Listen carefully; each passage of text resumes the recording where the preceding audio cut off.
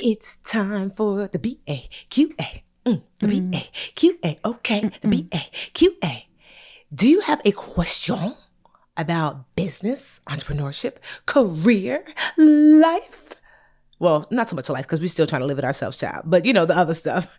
Me and Mandra are here for our weekly Brown Ambition question and answer. Yes, ma'am. All right. We have some really good questions. If y'all want to drop us a question, just go to brownambitionpodcast.com and you can click Ask Us Anything to submit a question. Also, hit us up on Instagram. We are at Brown Ambition Podcast. We are checking your questions there as well. Today, we have a couple of home questions. So some interesting, juicy ones. Let's start with this question from Charlotte. Charlotte said, Mandi, in all caps. But Tiffany's here too, Charlotte. Okay, so it was Mandi and Tiffany. What are the pros and cons of a HELOC? For those who don't know, a HELOC stands for a home equity line of credit. Charlotte says, my home has about $60,000 of equity, and I would like to tap into that to have several projects done. I was fortunate to buy a foreclosed home in 2015 for only $50,000. That doesn't need any expensive or large projects. I've been slowly refreshing it. My home is currently valued at about $125,000 by my county assessor.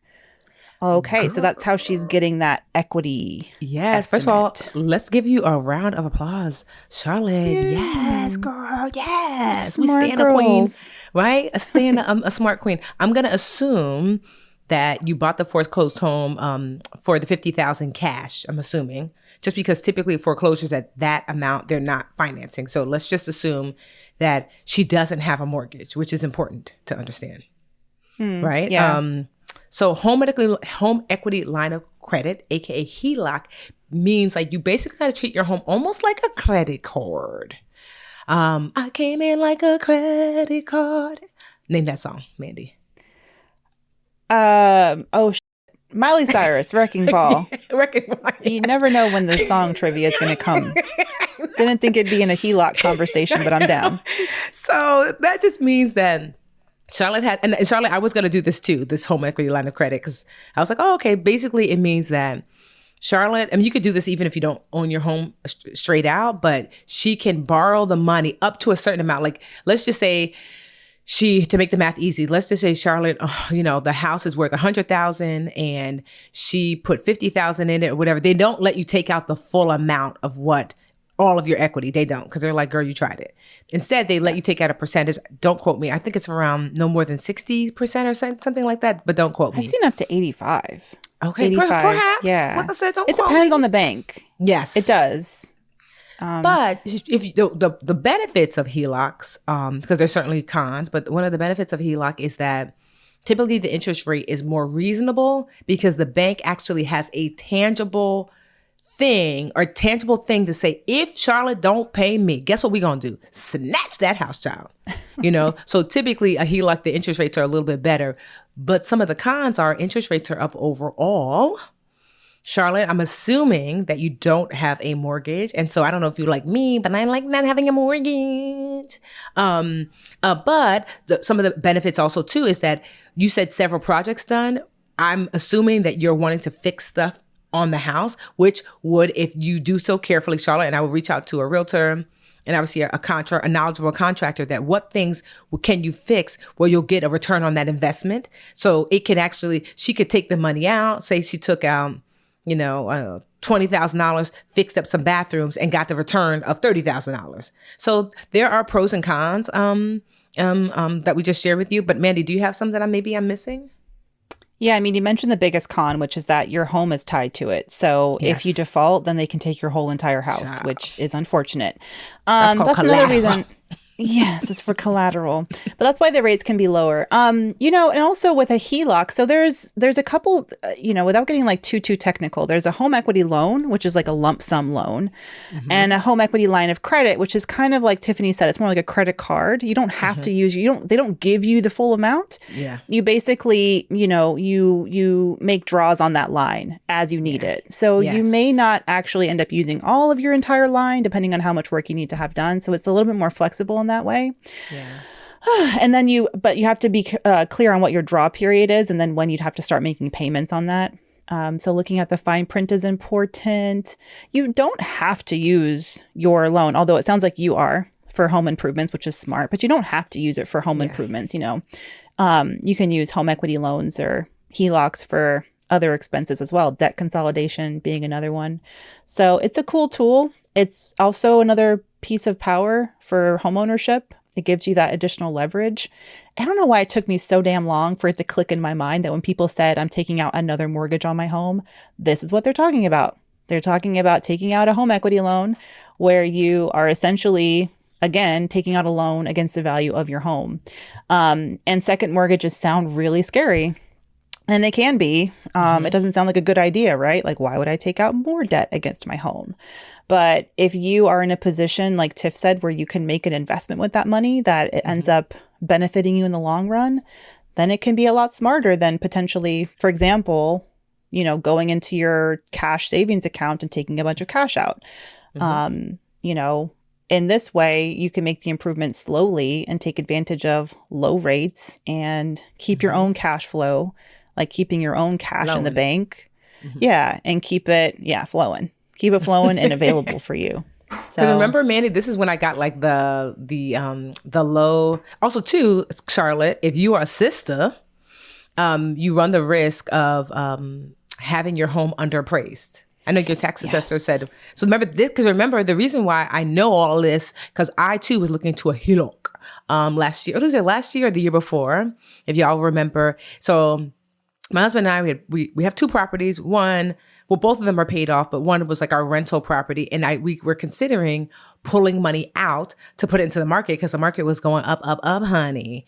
And like the house, although it was appreciating in value, meaning becoming more and more valuable, it wasn't as going up as fast as the market was. So I was like, well, we could take out maybe $100,000, put into the market, get back whatever the market was going to yield, and then pay off the loan and then have some extra money from our pocket.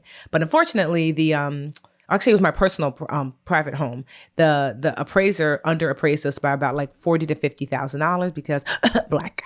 And so I could say that like definitively because they have so many articles. Actually, I think it was the Washington Post wrote an article about me. I think maybe the New York Times had like interviewed me as well. But yeah, they found that it was definitely underappraised because our house was brand new. Like some of the things that he wrote was like normal wear and tear. Like every hinge on the door was brand new. The house, we had finished renovations 6 months prior. What wear and tear? We hadn't even lived here really yet.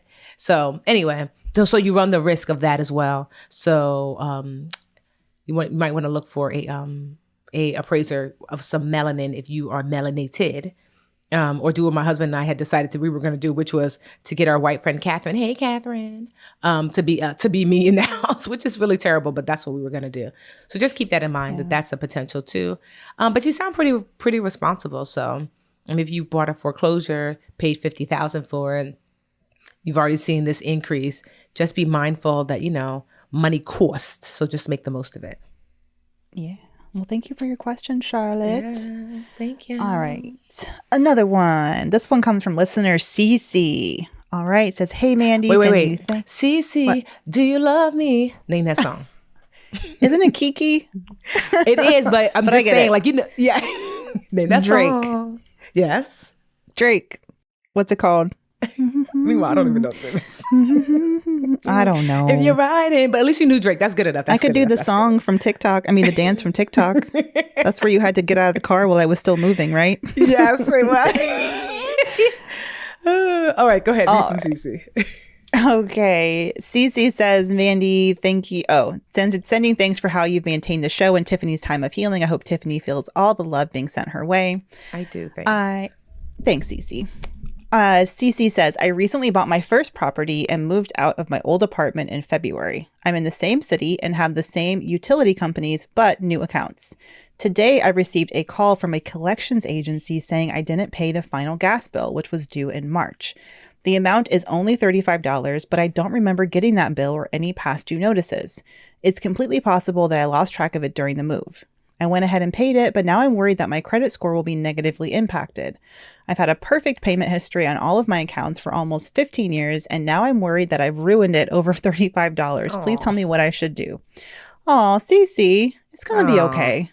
Yes. First of all, Cece, let me tell you something. Like one of my credit cards, I totally forgot to make a payment. And I thought I had automated, but I guess I didn't. And so, child, my credit score went from, and this is recently, an 802, Mandi, to a 687. I was like, the audacity, the goal. Was it like super duper late? How late are we talking? No, I mean, honestly, probably like a month late. I didn't even know. Like, I went in to look. I was like, wait, what? Because I've missed credit card payments too, because I'm very disorganized sometimes. But I couldn't believe, you know what? It was two. That's why. It was like, I had made it late, and then I was like, okay, I'm going to automate. And then the next month, I forgot to automate. So I think it was two late payments in a row. So I dropped so many points. And at first, my stomach sank. I mean, to go from an 802 to a 687. But then I remember, I'm not trying to buy nothing. Like, I have 2 homes already. I have a car. I'm not borrowing any money. That your credit... Like, that's like my 80-something-year-old dad stressing about credit. It doesn't mean you don't want to have decent credit, because you should. Credit basically says you should know me before you need me. So certainly you want to have a strong credit score. But you said you just bought a home. So I'm assuming you're not looking to borrow money anytime soon, especially not for a property. And so even if it does drop you, you have time. Like, since then, it's been like 3 or 4 months. And of course, I've made my regular payments. I've automated it. And now I'm at instead of a 687, I'm at like a 710 now. And so I'm sure by the end of the year, I'll be back in 800s, because girl, you're going to hold me down. But I say all that to say, try not to stress so much. And I wonder, Cece, did you call the gas company, or did you pay the creditors directly? Because sometimes, just so you know, in the future, you might be able to reach out to the original company that you owe to see if I make this payment, can they kind of like pull back reporting that you were late? So that's just something to consider too. This exact thing happened to me. It's after college. When I left, I graduated college and my roommates moved out, and I stayed for an extra month that summer because I was saving up to travel. And anyway, I got stuck with this I forget which utility it was, but same situation. Like, I moved out, and then I didn't realize it was still being charged, and it was like several months. So it actually was a collections agency at that point, and I was like, okay. But I wonder too, because it was only a month late. Sometimes businesses have, or even utilities or like other agencies, municipal agencies will have internal collections teams, and they can make it seem like it's the big bad scary debt collectors from the street, but it could just be someone from their company who wants to scare you enough to get you to just make your payment. So I would get clear on that, and this happens to me with doctors' bills. It's so damn hard. They're notorious to keep track. For it's a collection agency, girl. It's Barbara down the hall. It is Barbara down the hall. It's Barbara from downstairs with her $30 copay, and I'm like, really, Barbara? Like, why? And like, so much wasted mail, so many notices about this copay, and it's so hard to keep track of which ones you paid and didn't pay. Anyway, so that happens to me. It has several times with doctor's bills, and at that point, I'm like, listen, I'm going to call the office directly, like Tiffany said, and make a payment, and then they'll get off your back. But even if it did ding your credit score, just like Tiffany said, it will bounce back with other good behavior. And it's another good reminder to just, if that happens, don't ignore it. Just quickly call. Because you may have prevented it from, if it's not, how many days delinquent? I feel like after 45 days delinquent, 60 days is when creditors will report it, But like your first, because I've not missed several credit card payments because, like I said, a little disorganized lately. I'm trying to get better about it. And I usually catch it really quickly, get on online chat with them and get it, taken care of without having any dings to my credit score. Yeah. And honestly, too, you have to know that the biggest ding is within like the first 2 months. That's when it's like, yikes.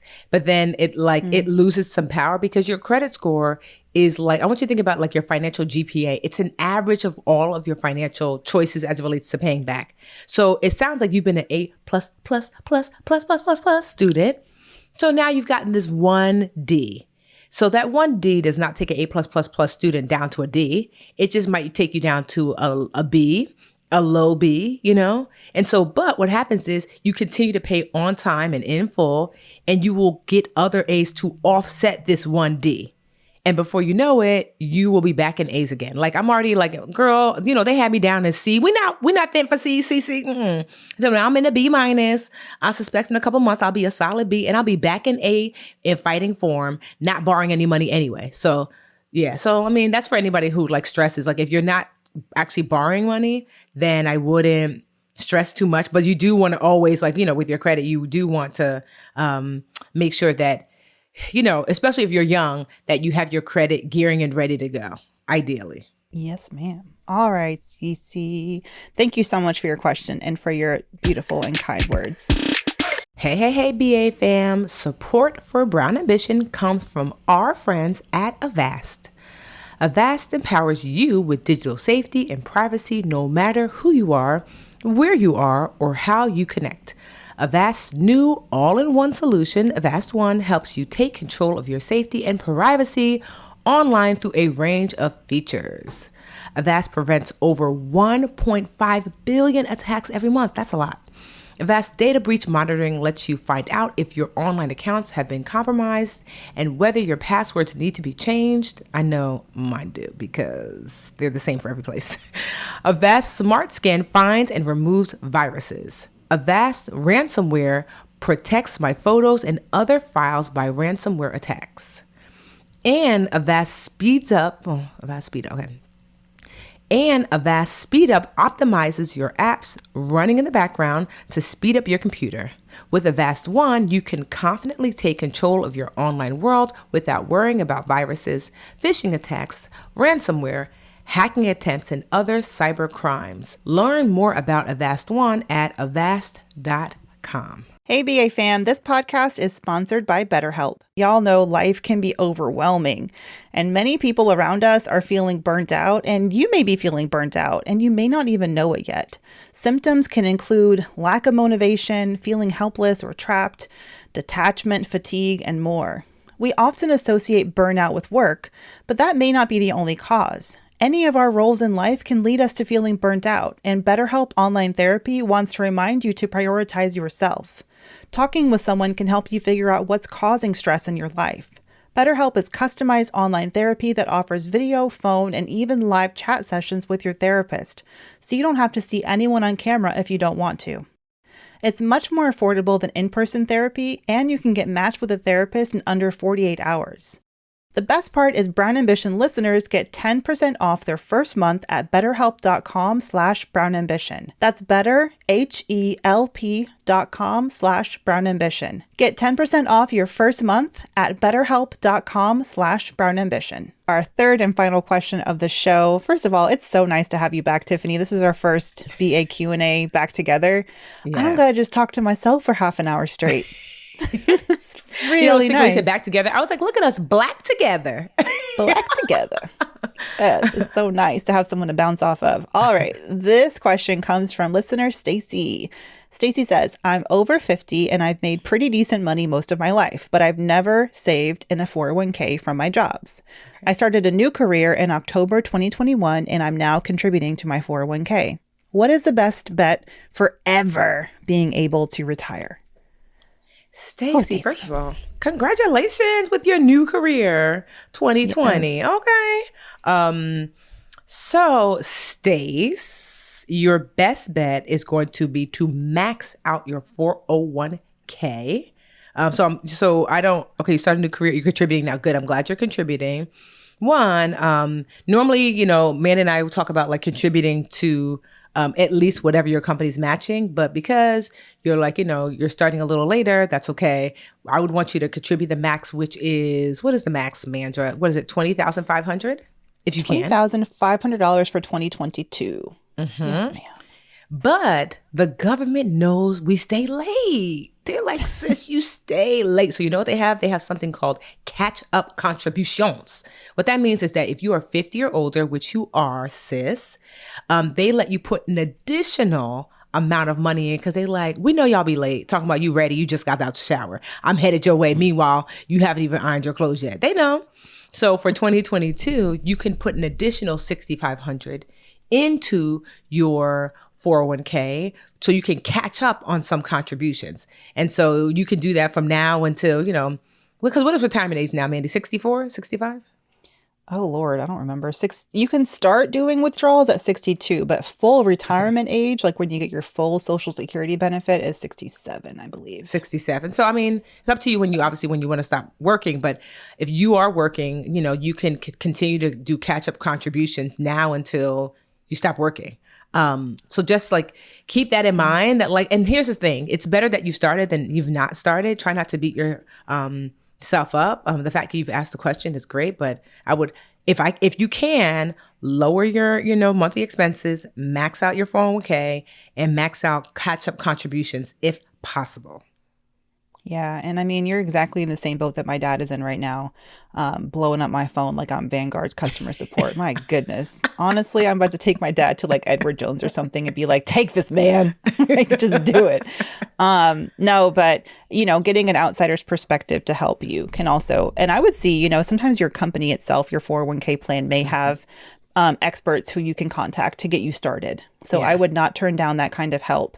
I was doing a talk at Synchrony, actually. This is a big, financial company, and it was all women, like hundreds of women. And the number of women who hadn't even gone to their benefits department and enrolled is really staggering. And then after the talk, a lot of them were going. And I'm like, listen, the email's usually benefits@whateveryourcompaniesname.com, and make those people do their jobs. Yeah. Help you get started and on the right path. So that's all I would say. And also, if you were wondering, I showed my dad how to do this too. SSA.gov is the Social Security Administration's website, and you can actually see what your expected benefit will be. So if you log on, you can see your statement, your Social Security benefit statement, which will pretty much have your entire history of earnings, and also give you an estimate of how much you can expect your benefit to be depending on what age you start collecting. So it's 62, 65, 67, they do a whole thing. And that can give you some realistic numbers to work with, because it sounds like you're stressed about being able to retire, and you may think that you may never be able to, but I would start there as well. So you have some real data to look at. So what actually is my expected benefit amount? And then how much would I need to supplement that? Look at your expenses now and kind of start backing into how much additional income do I want to bring? Do I need to bring in? Do I need to downsize? Do I need to, look for other ways to increase my income? And start planning. Start planning for that all now. Get creative with increase, because you have this new career. I'm assuming maybe you have a new skill set. Can you monetize that skill set for some little side money? I feel like everybody, could always use a little extra money on the side. So don't be afraid to get a little, side hustle on. Yeah. So, good luck to you, Stace. Good luck, Stacey. Thanks for writing in. Thank you so much for your question. You'd be surprised how many of my coaching clients are in their 50s. As in you, I mean me. I was surprised. It's a lot of badass women out there who were like, no, I'm done with this. I want something better. I love that. And so that's why I love about your question, because you said you just got a new career in October. And it's just yes, it's never too late. It's not too late. Yes, there's age discrimination, which is we can't really control that. But you have proven that it can happen. So we're proud of you. Good luck, Stacey. All right, we did it. First BA Q&A. Back-ish. We did it. Lo hicimos. All right, y'all. Go to brownambitionpodcast.com and ask us anything. Also, check us out on IG at Brown Ambition Podcast. Also, check your inboxes, because the Brown Ambition newsletter is happening, y'all. It's coming out every Wednesday. You'll get the latest from that week's episodes with our tip of the week. So if you're not signed up to our newsletter, go to brownambitionpodcast.com and get with the program. Okay. It only took us 7 years, but now we got y'all covered. I feel like we're just getting started. Okay. We are. All this talk about never too late. It applies to us too. Never too late. Never too late. Never too late. I'm very no more song trivia. I can't. I don't know. I don't know, Tiff.